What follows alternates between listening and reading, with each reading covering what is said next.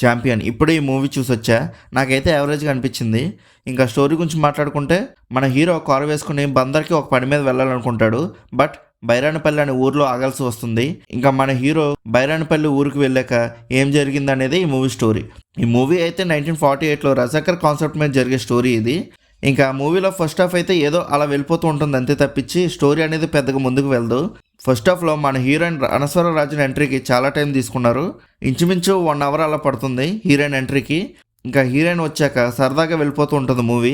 First హాఫ్లో గింగిరగిరి song and pre interval action sequence హైలైట్గా ఉంటాయి. ఇంకా సెకండ్ హాఫ్ అయితే చాలా లాగ్ అనిపిస్తూ ఉంటుంది మూవీ.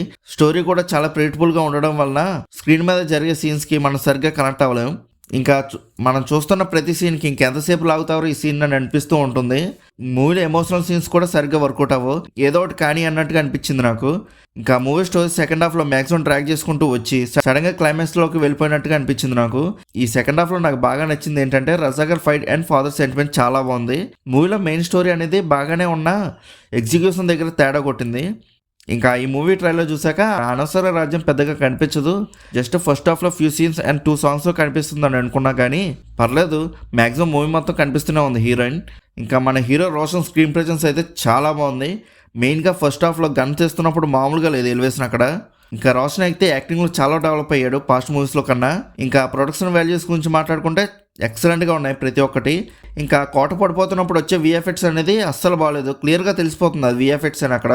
అది కొంచెం చూసుకుని ఉంటే బాగుండేది.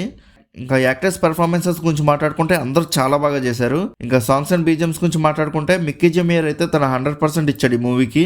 ఇంకా ఓవరాల్గా మూవీ ఎలా ఉందని అడిగితే యావరేజ్గా అనిపించింది నాకు. మీలో కూడా ఎవరైనా ఆల్రెడీ మూవీ చూస్తుంటే మీకు ఎలా అనిపించిందో కింద ఉన్న కామెంట్ సెక్షన్లో చెప్పండి. అలానే movie updates and movie reviews కోసం మన సినిమా ఛానల్ని సబ్స్క్రైబ్ చేసుకొని బెల్ ఐకాన్ కూడా ఆన్లో పెట్టుకోండి. సో మా వీడియోస్ మీరు మిస్ అవ్వకుండా చూడగలుగుతారు. ఇంకా నెక్స్ట్ వీడియోలో కలుసుకుందాం. బాయ్.